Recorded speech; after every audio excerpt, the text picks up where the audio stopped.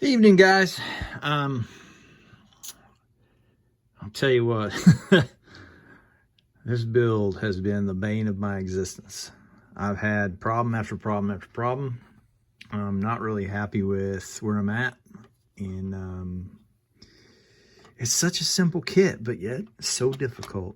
So, Matthew, you are testing my skills, my man. And I don't have a lot of them, but you're testing every one of them I got. So where am I at with this? Let's just talk about where I'm at. So I was hoping to be in primer by now, but we ran into some more problems.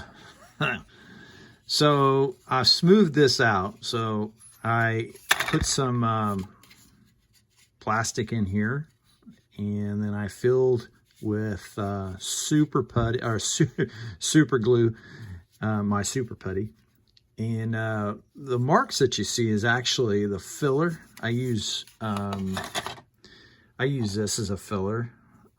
This stuff is like thick liquid putty. You can put it into your cracks and crevices. I wouldn't fill big gaps with it, but I do use it for small cracks and crevices. It works really good. And you can see that I mean, it might not, to the eye, it might not look smooth, but I'm going to tell you, it is smooth. I can't find any problems with that. I did the same thing with the grill. I got a little bit over here because of the seams of where they attach. I got to sand that down. Sanded off all the injection marks here and here. One of the things that I'm going to do with this is I'm going to build a spoiler that comes out just a little bit right here. For the bed, I've constructed the bed. It's very important when you do these to make sure that you get them square. Especially in this situation because it fits over this, but I just glued this in. This tailgate's not going to be movable. You'll see why when I get it done, but I'm going to build a tonneau cover for this, and then I'm going to build a spoiler off of that. Is my plan. So that's what's going on with that. And then, of course, with this, there's not much really to do here other than I need to build a console here because I'm going to have 2 bucket seats. And then, you know, cut out the wheel tubs area, basically. And I did the same thing in here. Cut that out for the tires. Now the frustrating part. This frame... Okay, when we first started, I didn't like it. So I tried to manufacture something off of the frame. The reason I don't like it is I don't like the front. It just doesn't look realistic. And I don't like the back at all. And I'll show you why the back is a problem. Because tires don't set. This little thing right here, which used to sit up here, is a problem. There's no room. And that's when you look at the box. Let me go get the box over here. If you look at the box, I see how that back wheel looks funky. It's not setting right. Front ones look okay, but that back one doesn't look right. Well, that's because of this. That's because of that rear end and how they constructed that rear end. That rear end doesn't allow for room. So even if I got borrowed room, it would sit way out.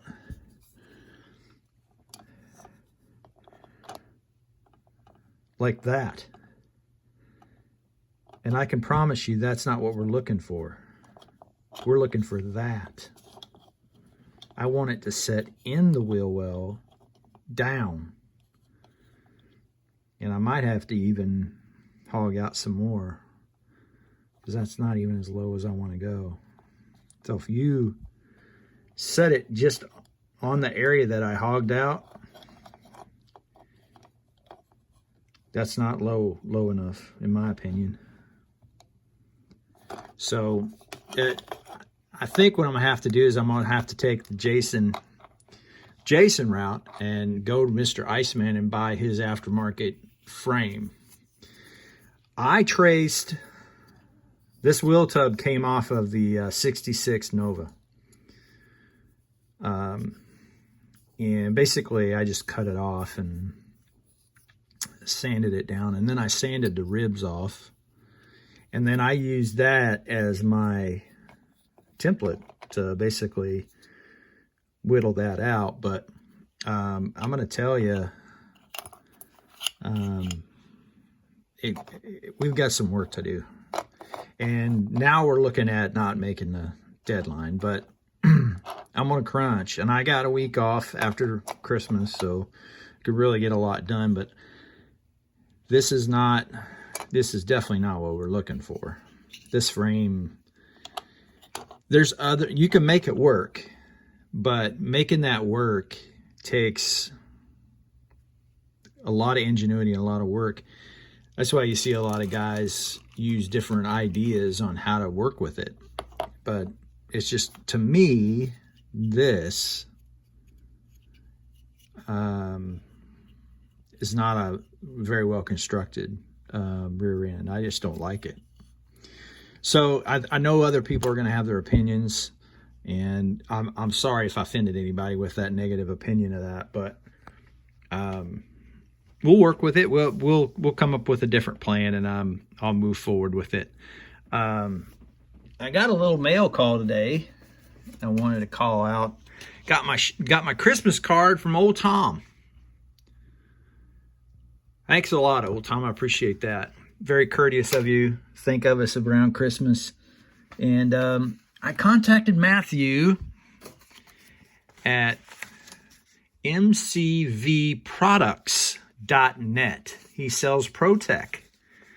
So I am a huge fan of ProTech. So I contacted him and got some Zeus fasteners, basically. These are really, really cool. Let's see if I can get a close-up of it.